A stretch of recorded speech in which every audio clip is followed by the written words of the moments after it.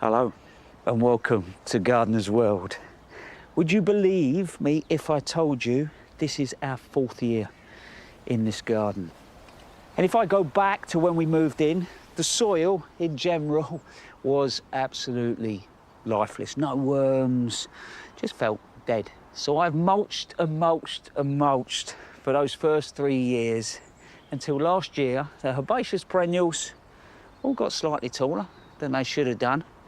Full of nitrogen, so a little bit soft. So this year, I'm backing off. All those areas that contain herbaceous perennials, I'm not going to mulch. But things like my shrubs, so this, Cotinus cogrea, my roses, my trees, they're all going to be mulched. What that will do, keep the weeds down, lock in moisture, but at the same time, it will give that plant some goodness. So what I've done is I actually put about 50 mil of well-rotted manure, but what you want to do is not put it too close in around those stems, because if you start to build soil and compost in around any wooded stem, you'll start to rot the plant. I've got plenty of this to get on with, but while I'm doing that, here's what's coming up on today's programme. Rachel is in the West Country, enjoying the glory of magnolias. If you've got a small garden where you can let the tree go skyward, but it's confined in terms of the space around it, this could be the perfect solution. We are off to Northampton to meet a couple who have worked wonders with their back garden. What we've created here is a mini rainforest. Advolly takes a tour of an English landscape garden that still has the power to amaze. The first wonder you encounter is this, the Crystal Grotto. We're off to Cornwall to meet a man who has fallen head over heels for Crocosmia and knows a thing or two about growing them. If you put a bright red Crocosmia or yellow one at the end of the garden, your eye is drawn right the way down to it. Plus, I have someone special to introduce you to.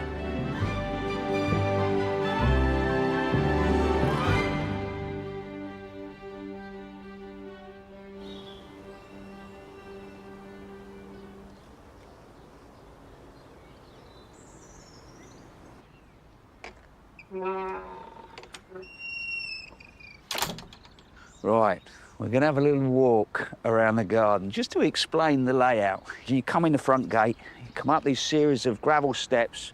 This side, you've got this sort of mini meadow with pear trees dotting through, at the moment full of bulbs. So interestingly, we have big space at the front, but, you know, we do go onto the road. So it wasn't necessarily a space you come and sit in. So for me, this was always going to be the veg garden. But I wanted interest throughout the year, so it's very much set up as an ornamental kitchen garden. So all the time, when you're looking out the windows, you've got something to enjoy and look at. So now we're going around the back.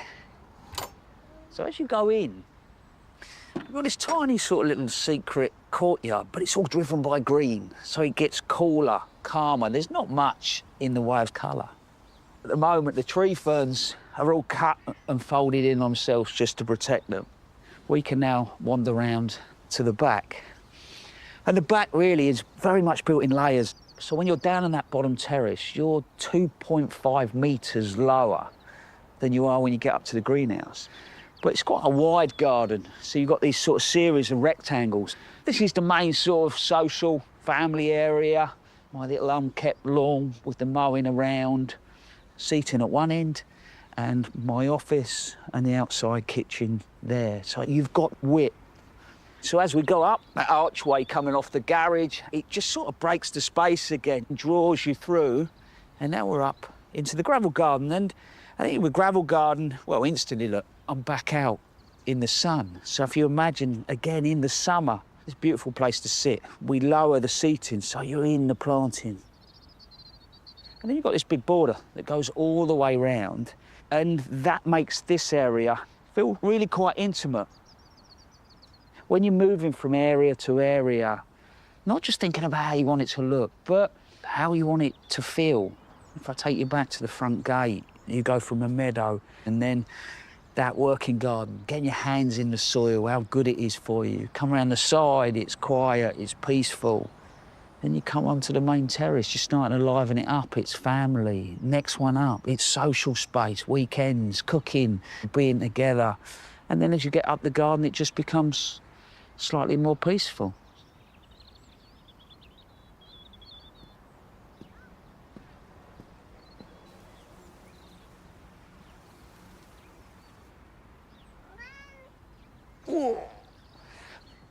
Yeah, do you want to go on there?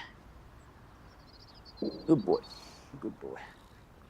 Right, pruning.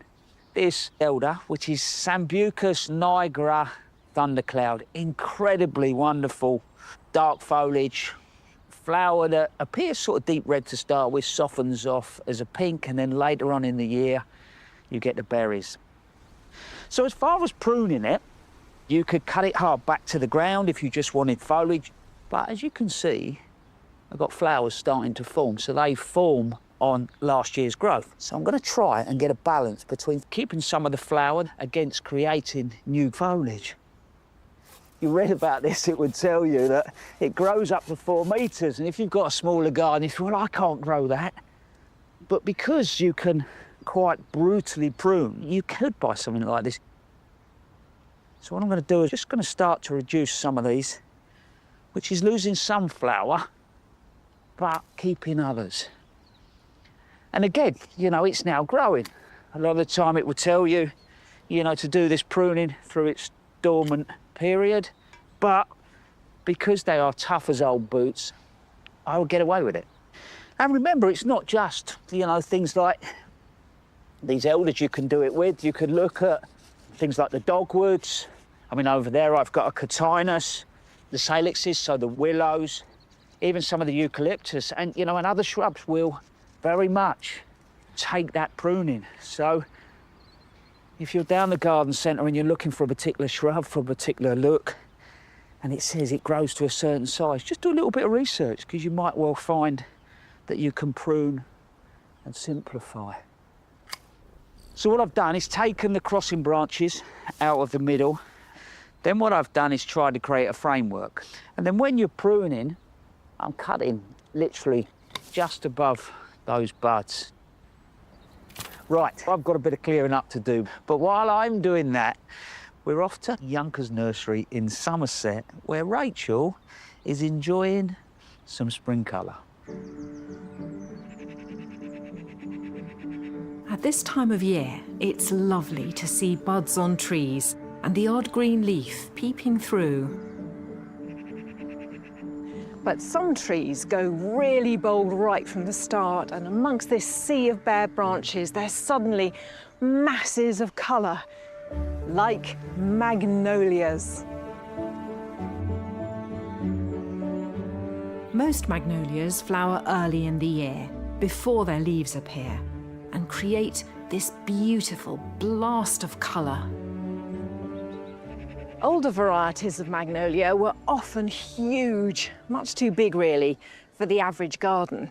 But more recently, cultivars have been developed that are not only smaller, they come in a welter of beautiful colours. Their flowers range in shape too, from the globe to strappy petals, and even one known as a cup and saucer. Torsten Jonker grew up in this family business, which grows and propagates all its shrubs and trees on site from scratch. And there's also 2 acres where they trial and display many fabulous magnolia varieties. What do you think it is that you feel makes magnolias so special? Well, they have a wonderfully long period of interest. Even before the flowers open, you have the buds, which have a fantastic presence, whether it's with frost on them, the sun through them, or raindrops on them. You have a good range of structures as well, whether it's more narrow and upright or more broad and horizontal. Lots going for them. Yes, indeed.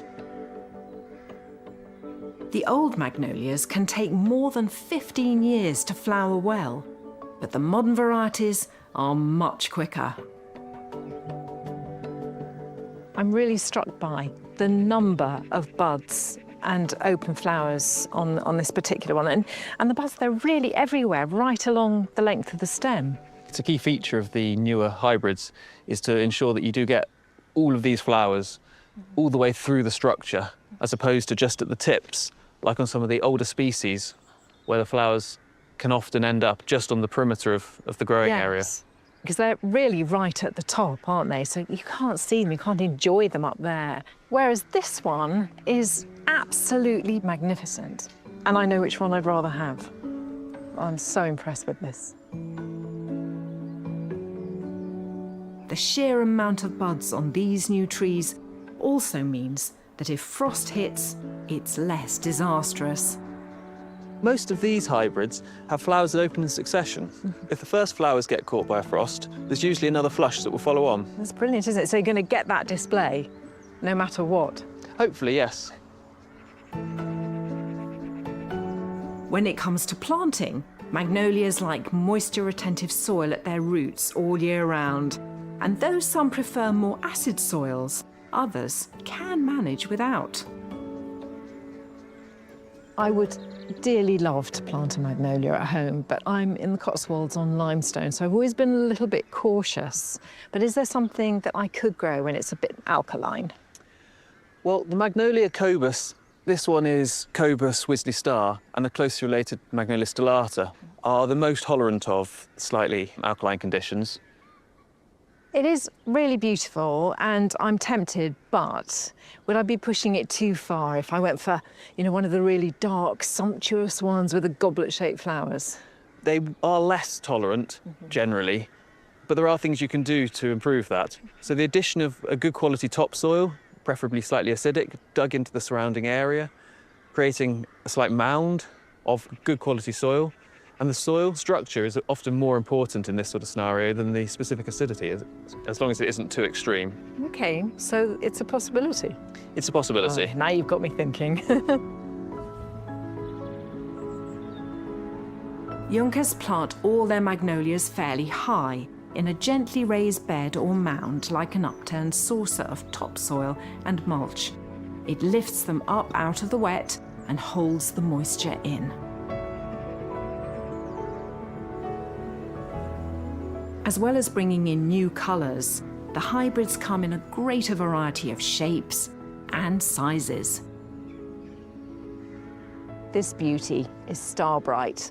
It was planted 10 years ago, and as you can see, it's really nice and compact. It's got a lovely branching shape, and very definitely a shrub and not a tree. And I think with the combination of these lovely velvety buds opening to these small but starry white flowers, it's not only really useful, it's stunning. Yellow magnolias tend to be later flowering, so the buds are just showing. But gosh, there are some purple beauties. Now this one, I think, is very special. It's called Royal Purple, and it's fastigiate. Like a column, it just goes straight up. But what I love about it is that you've got flowers right from the very base. Look, there's stems just coming out at all angles. They're sort of in whorls arranged around the trunk, so it's got masses of flower on it. I think this is a perfect choice if you've got a small garden where you can let the tree go skyward, but it's confined in terms of the space around it. This could be the perfect solution.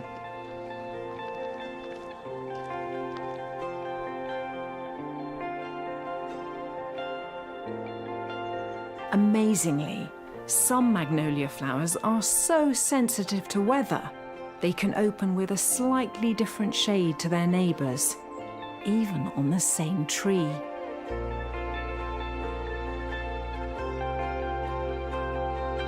And some are just downright magnificent.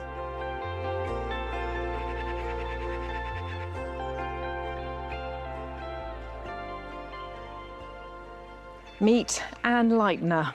Isn't she a beauty? And I must say, I'm really drawn to these very sumptuous, velvety, dark, plummy pinks. So beautiful. But I've been blown away by the range of different magnolias here. It's so impressive. And I'm now feeling much braver about trying a magnolia in my own garden, because when I look into the heart of this flower, it just says love.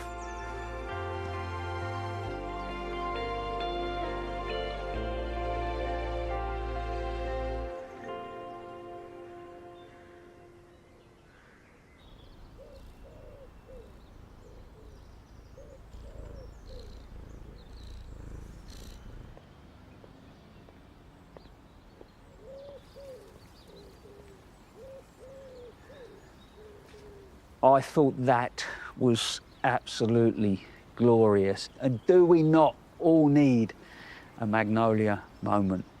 And there you go, that's mine. Magnolia Merrill, and I'm exactly the same as Rachel. It's a very alkaline soil, but that is really happy. So what I would suggest, if you want to add a magnolia, go out and test your soil. Buy yourself a little kit and find out whether you've got acid or alkaline soil. It's a good time of year, if you've got a water feature, to give it a check over and a clean up. 2 years ago, we created this lovely little focal point, and it's a really simple tub, and it's been an absolute joy. So, first thing, check that you've got no little tadpoles about or anything like that. But what I'm going to do is start to clean this out. And if I use this old sieve, I can leave this. So, any little creepy crawlies will go back into the pond. And we're not just doing this purely because it looks better. You can more or less feel it straight away. You know, this stuff is starting to rot down. And what will happen as it rots, it starts to change the nutrient levels in the water, which then starts to go green. So let's put that over there, and then we can clean this right out. If you are thinking about building the water feature, I mean, the key elements really, you've got the marginal plants. So here I've got a little rush and marsh marigold, beautiful yellow flower. They act as habitat. Anything that comes out of the water can hide itself in there. And the dwarf water lily that sits in here covers probably about 50% of that surface. That helps to control the temperature. And then somewhere in here, you've got the oxygenating plant. It provides oxygen, which helps keep that water balanced. So I did say I had a surprise for you. Come around here, young man. Let's go and say hello properly. There you go. Look, say hello to the people. Hello, hello. So, my name's Buster. I am a miniature Jack Russell. He's settled in. Don't need to worry. Ash is still the boss, but he's great fun. And he's chilled. He spends loads of time in the garden. So I would imagine over this season, you will see plenty more of him. Right, we're going to clean this out, boy. Remember, not just about cleaning out this time of year. If you haven't got water in the garden, it's a good time to think about adding it. And as this proves, you don't need a lot of room. We are now off to meet a couple that have taken water gardening to another level.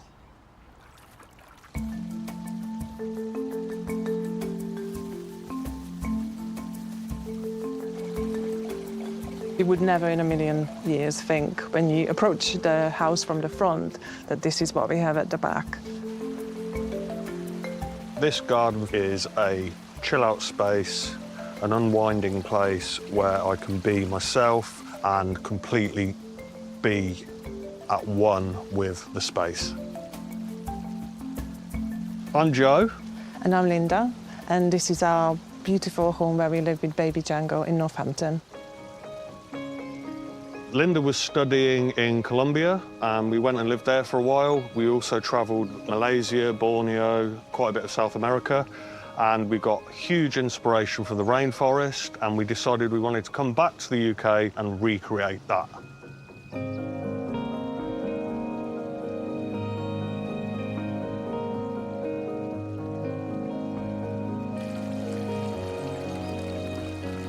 When we first moved into this house, it was a dumping ground. So if I had known what it was going to be, I think I would have said to Joe that it's crazy. That's just something that we could A, never create, B, it would be such a long journey, which I think it was a long journey, but I would not change it for anything because it is so unique. I'm lucky enough to build ponds for a living. I absolutely love it. I don't even call it a job. So with the knowledge I gained through all of my research, I decided now it's our turn. What we've created here is a mini rainforest. We've put in tall trees, we've put in bamboos, we've created a lot of height within the space, and what that's done is it's enveloped us with foliage.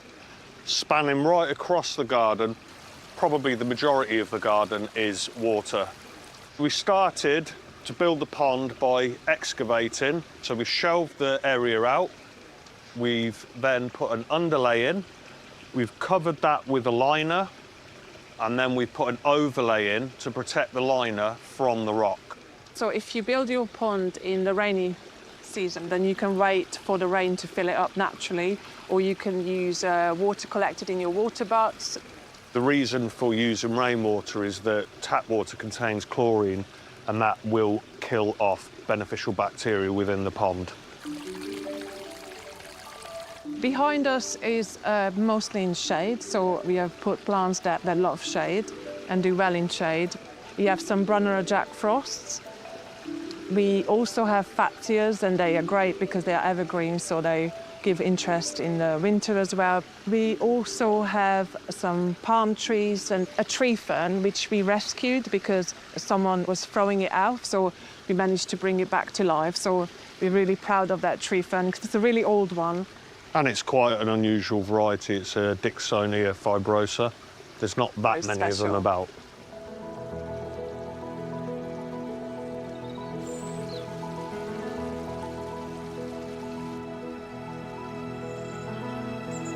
So what we've tried to create here is basically a little jungle stream coming out from underneath the foliage. And how we've enhanced this area is by basically putting in small and large leaves contrasting each other. So you get the effect there of a jungle scene.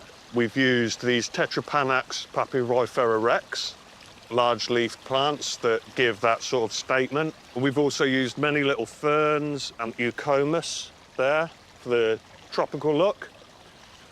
Since I have put this pond in, I've seen a massive increase in the wildlife that we've got. Bird life, amphibians, invertebrates, they've all come and made this place home.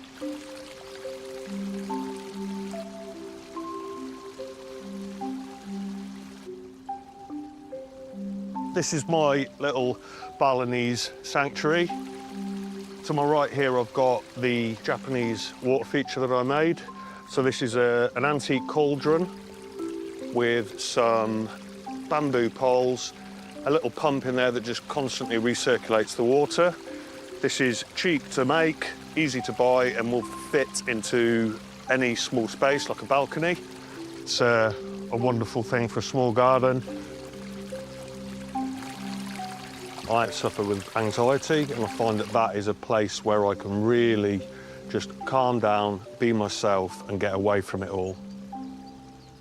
I am very passionate about inspiring anybody to have water in their space. It's amazing for wildlife, and it adds a completely new element to people's spaces. And it's a beautiful thing that he's getting our baby Django into as well. This garden wouldn't be what it is without your planting and your knowledge of the plants, which is, I think, for that reason, we make a really good team. Yeah, definitely.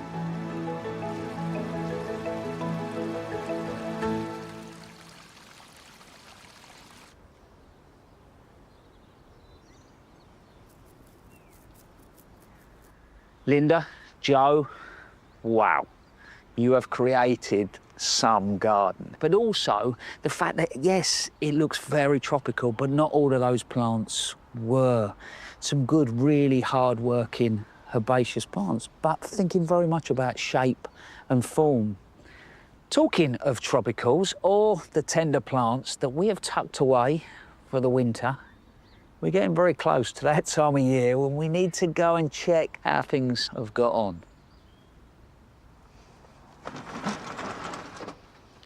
So, September, October time, anything that I think is tender comes in, and then I've put this fleece over the top. So there's no heat in here whatsoever. So everything you're about to see has dealt with the winter with a little bit of protection. So here we go.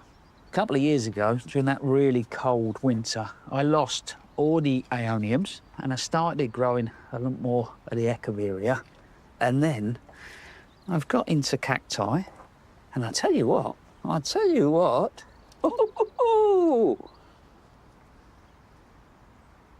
overall, I would say I'm happy. So let's now do the top. And I think with this, the fleece, what it's done is help with any condensation build up over the winter. And we have gone down to literally -15, -16. So I think we've got through the winter pretty unscathed. Oh, and look, you need to see this. I'm going to pick it up. Look at that. That's known as the Mount Omi Busy Lizzie. Last year, I planted it, and I was a little bit concerned about it, but it's done incredibly well. Great. But then interesting, look, the melianthus that some people further down south would leave out, looks like it's had a bit of a mullering. So anything like this that you come across, rather than just think, oh, that's the end of it, take the secateurs and just go down the stem and just see if there's any green. Yeah, look, see, that's fine. Which means there's life in there. So what I'll do now is I'll clear away the rest of this growth, leave it in here, and you'll find, I would have thought in the next few weeks, this will start to shoot.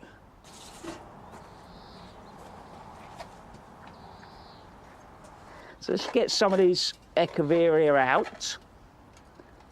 So what I'm going to do with the echeveria is put them back against the south-facing wall, out of the rain, keep them as dry as possible, but I will keep some fleece to hand just in case we have another cold snap. But by getting those out, it creates me a little bit of room and I can start sowing some seeds.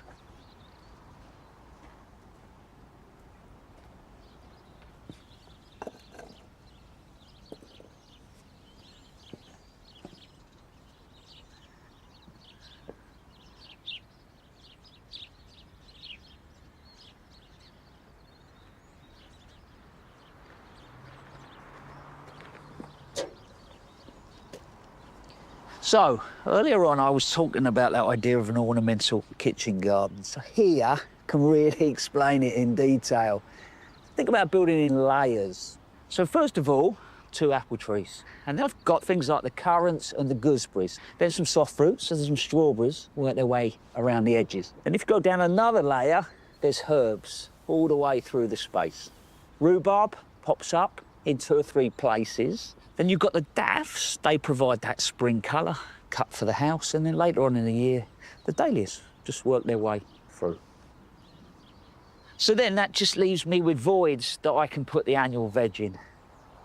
And today, we are going to put brassicas in that little spot there. But what do they need? Well, they need good, rich soil. So, if you haven't done it 6 months before, you need to work some compost, well-rotted manure into the area. The brassicas like to go into a firm soil. So the next thing is to get on there and really start to firm it all down again. Purple sprouting broccoli. If you're impatient, like me, I can't wait 8 months. And then by the time I've grown it, I've shared it with slugs, pigeons, so I don't normally grow it. But this is called broccoli summer purple. And you can plant it now and you will get a crop this summer. So actually, for the ornamental kitchen garden, it'll be absolutely fantastic. So when it comes to planting, that firm soil is incredibly important. They don't want to rock around. Ideally, you want to bury it right up to the bottom of those first true leaves. Firm it down. I'm going to put 3 in here, and you'd normally think 2 foot apart, which is 60 centimetres. I'm probably going to go 45 centimetres at the most.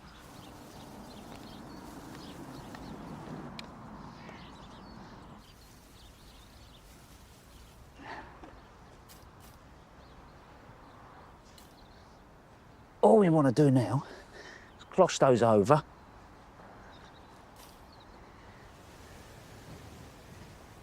Hopefully, that'll keep my resident pigeons off.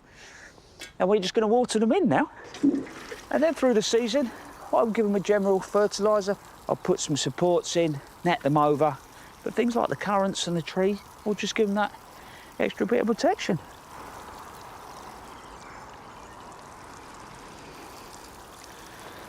Now, it's time for one of your films.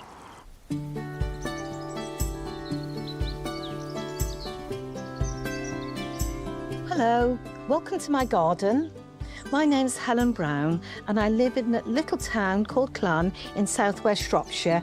Today I'd like to share with you my passion for camellias. I've loved them ever since I grew them in Devon. They grow like weeds there. But here in my tiny town garden, I grow them in pots, which is great because you can just pack them in. The real beauty of having everything in pots means that you can move things around and shuffle them to suit yourself. So, as my camellias fade, so I can bring around the roses and the peonies and the lilies, which will give me scent and colour and blooms right through the summer season until the camellias start again, which will be in next November. They aren't difficult at all. People think they're difficult, but they're not. They do have very special requirements. They have to have either acid soil or ericaceous compost, otherwise they will die. They also require plenty of rainwater and they require feeding on a regular basis through the summer months. If you can do that, they will flower for you for absolute years and bring you loads of pleasure. Many of them have wonderful names. Here we have Desire, which is beautifully marked.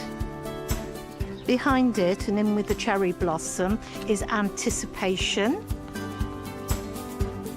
This one's called Lady Lock. It really is one of my absolute favourites. Here I have a beautiful bowl of ones that I picked earlier, all from my garden, all cut this morning. You can see I have mixed in just a few little hellebores. Thank you for visiting. Bye.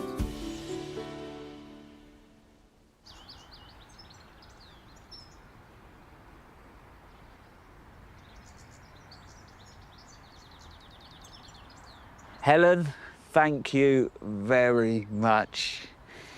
Mind you, you left me thinking, yeah, I wish I could grow them, but my soil is alkaline. If you want to share with us what you're growing, your garden, keep sending us your films. If you want any more information on how to do it, go and have a look on the website. Right, mint. I grow all of mine in containers, but you end up with more or less a dead centre. But as you turn your pot out, you will find that, yeah, exactly that. Look, all the roots have gone out to the edge and then they start going around in a circle. And then however much water you're putting on through the season, your pot dries really quickly. Your roots are always struggling for the moisture. So this time of year, before it really gets going, simple thing to do, take a spade, and all I'm going to do now is cut that through. Now I've got 2 mints. And then if you look, like I've got all that new wonderful root. So if I bring that pot over, mix-wise, there is peat-free compost. I've put a little bit of composted bark in just to help hold some moisture, and there's some grit in there as well. Then if I pick that plant up, you can probably see where that dead centre sits. So just tidy that back to live roots, and then I'm just going to give it a little bit of a shake. And then what I'm going to do is slightly fold that back on itself. Spread those roots out a little bit. And work that compost in between so you're getting really good contact if I water that in, a few weeks' time, that will be really putting on vigorous growth. I think the last thing with mint is just to not necessarily think about it the same as we do with a lot of our other herbs, which we think Mediterranean, out in the sunshine, baking, whereas this would be probably in a semi-shady spot. It's not going to get too much sun, not going to dry out. So, what I've got to do now is get the other one done. Now, we're off to join Advolly, who is celebrating our English garden heritage.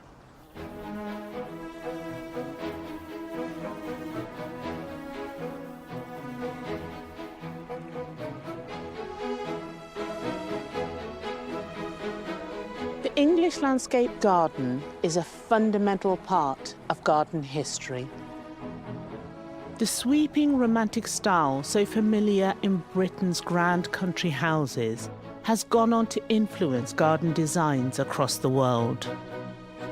And here at Painshill Park in Surrey, the beautifully restored garden created by the Honourable Charles Hamilton is one of the leading designed landscapes in the country. Hamilton was born to an aristocratic family in 1704. One of 14 children and the youngest son. He had expensive tastes, but perhaps not the deep pockets to match. But that didn't stop his ambitions. As a young man, he'd set off on the 18th century version of a gap year, the Grand Tour, travelling around Europe, learning about different cultures. He returned to England with trunks full of statues and paintings, with a plan to recreate the landscapes that he had seen in Italy. In 1738, he bought the land that would become Painshill. It was described at the time as a most cursed hill, but Hamilton was determined to turn it into a paradise. It was based on a circular route and full of surprises. Around every corner, there was a statue or a building in the distance designed to pull the visitor forward.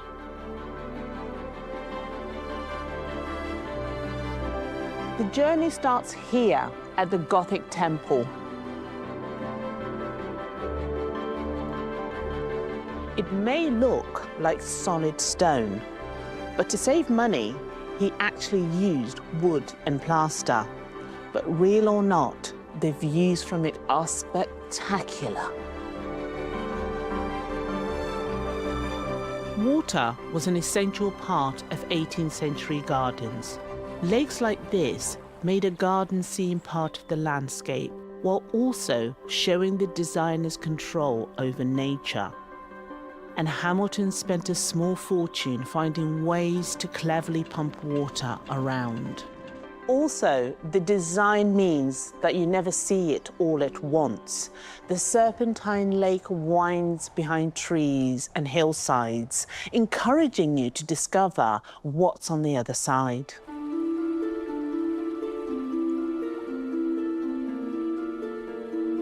As you follow Hamilton's route, the first wonder you encounter is this, the Crystal Grotto.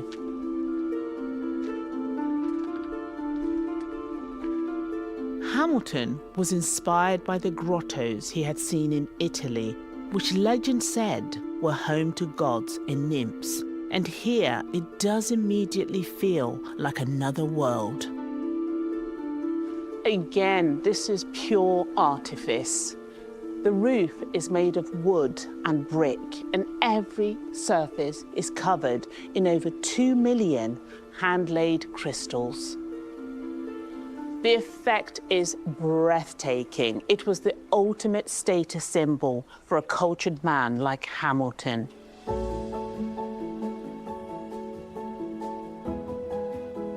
Following the trail further, past ruined abbeys and Gothic towers, you come to another extraordinary relic.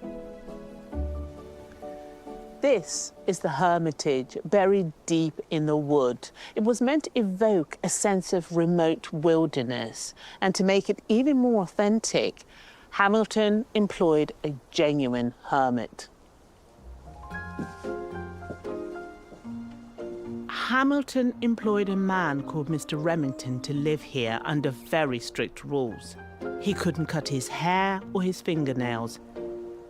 He was only allowed the Bible to read, and he couldn't leave the gardens.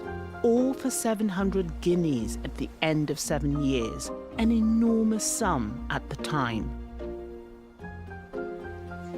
Unsurprisingly, Mr. Remington did not complete his contract. After 3 weeks, he was supposedly found in the pub and given the sack.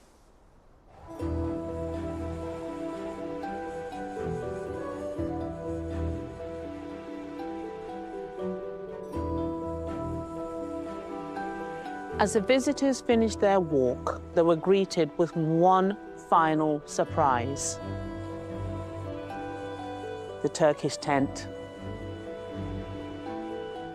Built of wood and papier-mâché in 1760, visitors would sit here and enjoy refreshments, looking back over the route that they'd taken. This was Hamilton's favourite view. He actually planned to build a new house here so that he could enjoy the view from the comfort of his living room. During its heyday in the 18th century, Painshill welcomed distinguished visitors from around the world, nobles, royals, and even 2 future American presidents. But this labour of love would go on to bankrupt its creator. By 1773, Hamilton was so deeply in debt, he had to sell Painshill.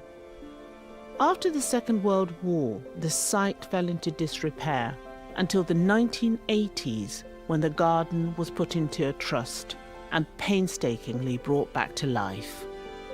Looking across this landscape, now fully restored to its former glory, you can see why the English landscape garden became famous the world over. By living beyond his means, Charles Hamilton created a kind of heaven on earth. A priceless garden, it may have cost its designer dearly, but we're now forever in his debt.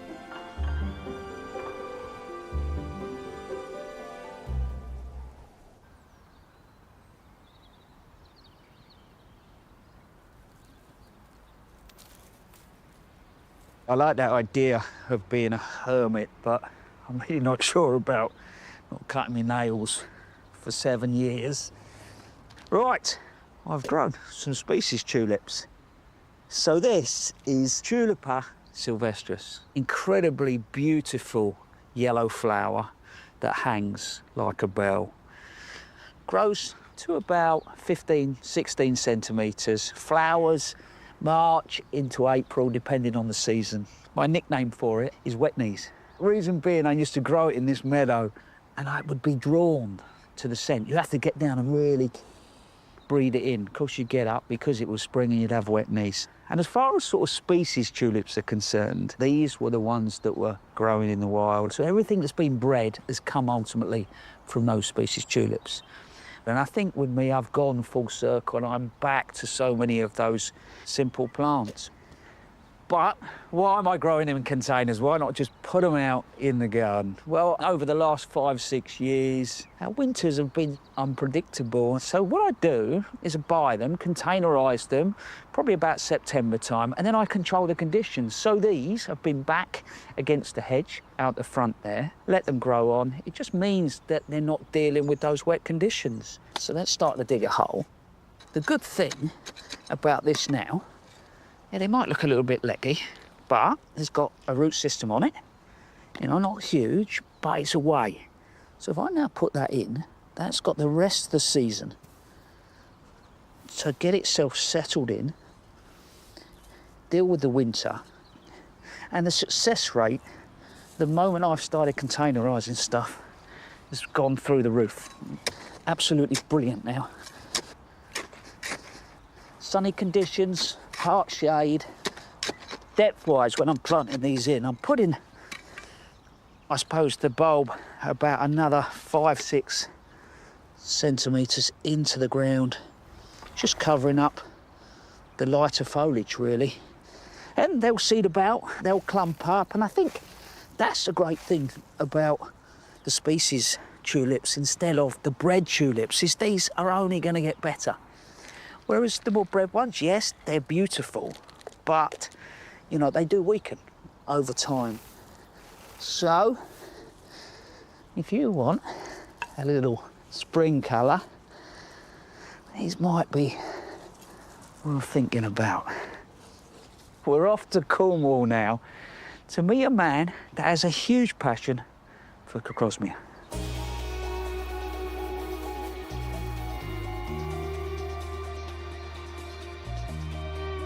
When the sun is high in the sky, you need bright colours. If you put a bright red Crocosmia or yellow one at the end of the garden, your eye is drawn right the way down to it, and it really does pick it up. So I think everybody should have at least one. My name is Mark Wash, and I live in the beautiful Thame Valley, and I have a bit of a love affair with Crocosmia, which are all around me in my garden. There's only 8 different species in the wild, but there's over 500 hybrids nowadays, so plenty for everyone, whether it's small or tall or early flowering or late flowering, there's one for everyone. And the colours range from yellow into all of the different tones of orange and salmon and apricot, and then on into the reds, getting into deep reds, and then you get into bicoloured ones and even pinker tones, so there's quite a lot. So I guess for many gardeners, the reference point for Crocosmia is this. This is Montbretia. This is the one that jumps the garden fence and spreads around a lot, and these are the flowers you'll be familiar with, but they're so varied. There are many different aspects. There are ones like this with small tubular flowers. This one grows alongside streams in South Africa. You get arching stems. This is totally different to the look of Montbretia. In fact, this is one of the parents of the variety called Lucifer that we all know. Lovely heads, up to 30 flowers on each stem there. And in the wild, they go even more varied with these herringbone flowers. This one here is actually pollinated by the malachite sunbird in South Africa, and each flower is exactly the same length and curvature of the beak of the bird so that it can get down there and get the nectar and do the feeding and do the pollinating at the same time. So they're really very varied. Typically, Crocosmia have these lovely sword-shaped leaves which go alongside them. Sometimes they're unpleated, like this one. Sometimes they're deeply pleated and huge.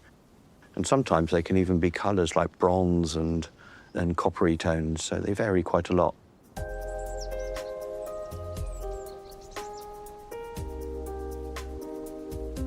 So my favourite yellow today would be this wonderful variety called Lemon Spray. It's the palest of yellows amongst Crocosmia. Dainty little flowers and up to 30 blooms on these stems which arch horizontally. It's just gorgeous. I made a number of trips to South Africa to photograph them all in the wild. And one of the plants I was looking for was this one. This is Crocosmia matthewsiana. And I was led to believe it was growing near the Blythe River Canyon, and local children helped us track it down. It was growing there on a pool right near the top of the mountain there, with delicate leaves and these beautiful sort of tangerine orange flowers nodding over the water. We do all this breeding to try and create better plants. I don't think we can beat nature. Nature does it best. This is just beautiful, just arching little flowers. The whole thing is just dainty and lovely. So one of my favourite reds of the moment is this one here. This is one called Bee's Delight, and it's a medium-sized Crocosmia, packed full of flower, very well behaved, pleated leaves, a good height, and it doesn't spread too much. This one stays as a nice clump, so one I really like.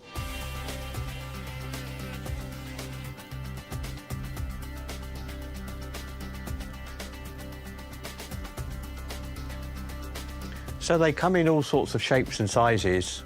Crocosmia start as low as 2 foot. I guess the average is about 3 foot, maybe 3.5 foot high. That's when they're in flower. But look at this one here. This is Zeal Giant. I'm 6'2", and it's above me, and it's an absolute stonking one. And what a beauty.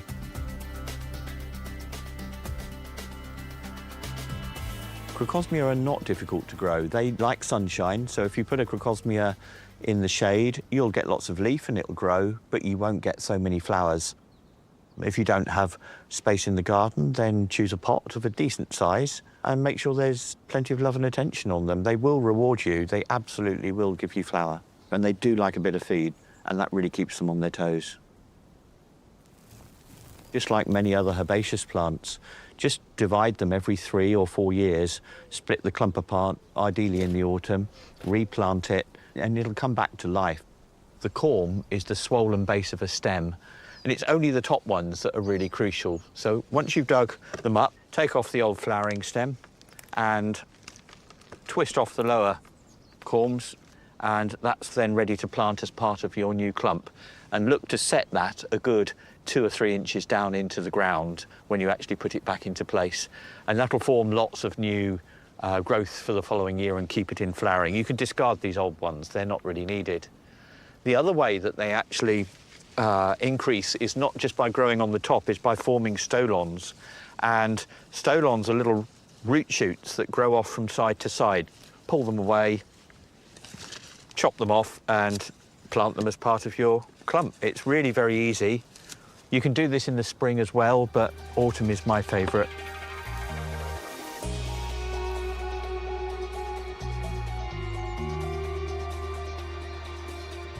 I have been breeding them now for around 25 years and have created varieties here such as this one. This is Thame Double Red, which has up to 15 petals per flower compared with the normal 6. It's wine red and it's got the RHS Award of Garden Merit. And all of these here, these are also varieties that have been created here in Cornwall, and they all carry good old Cornish names and Thame Valley names. So this one here is Crocosmia Cornish Copper, named after all the copper mines that used to be around here. This is Crocosmia Thame Glow, and all the others carry similar names around. So I hope there's a variety out there that suits every single garden.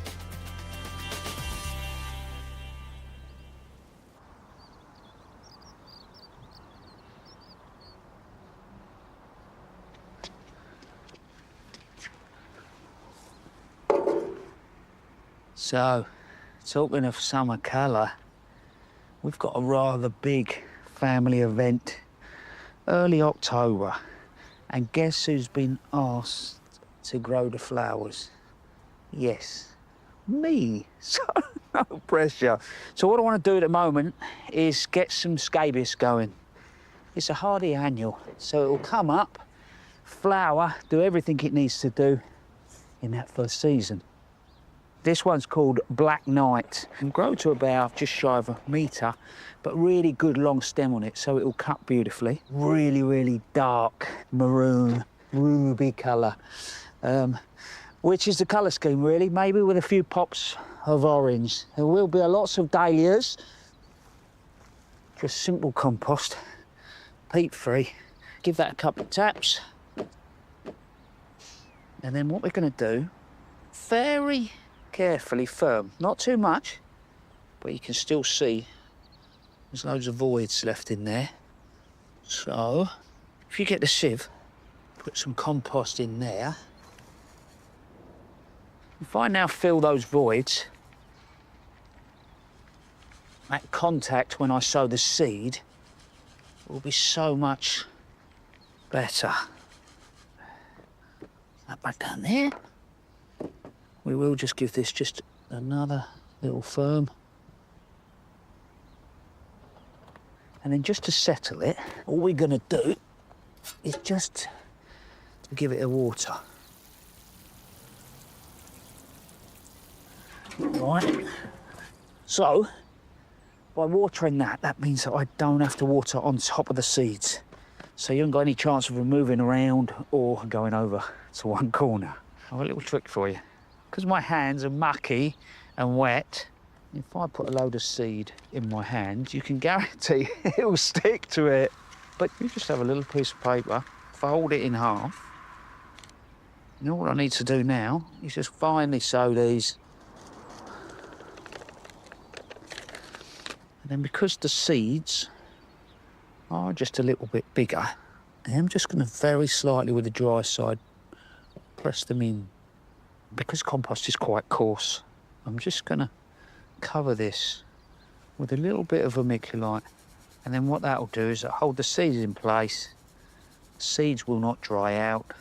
These will go in the greenhouse. Once they've germinated, I will prick them out, pot them up, grow them on a little bit, and hopefully we're going to have fantastic flower that I can cut for our very special occasion.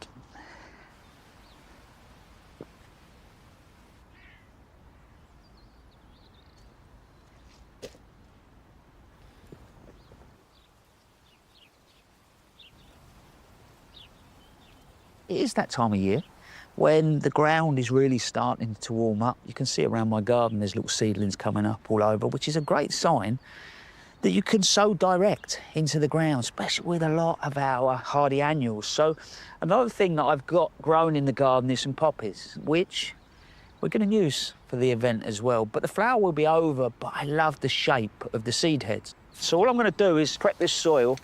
I've already sort of dug it over a little bit. All I'm trying to do is just create a little seed bed. And then all I'm going to do, now it's not food, they're poppy seeds. And then all I'm going to do is just sprinkle those across, really carefully, thinly across the top there. So, just raking those into the surface. I'm going to repeat that in different places around the garden, but that is another job done. But here's some you could get on with over the weekend. Of course, if you fancy it.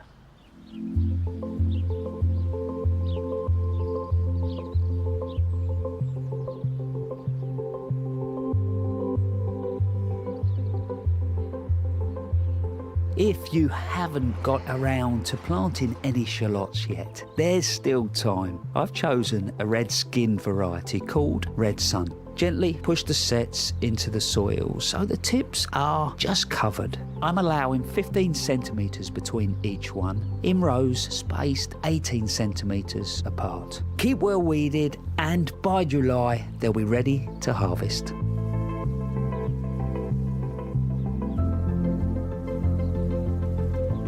If you're training a rose against a wall or a fence, it's a good idea to tie it in. Get rid of any wayward shoots you don't need, then loosely tie in the remainder using soft twine. Ideally, the branches need to be trained to the horizontal. This will encourage more flowers to develop, but I've got a couple of windows in the way, so I need to go up before I can go along.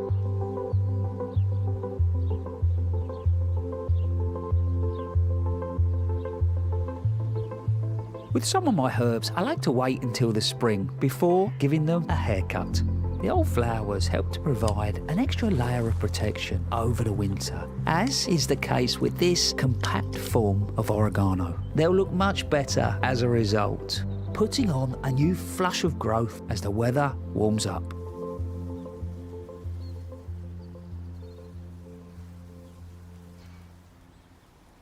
Isn't it lovely just to spend the day in the garden with some spring sunshine?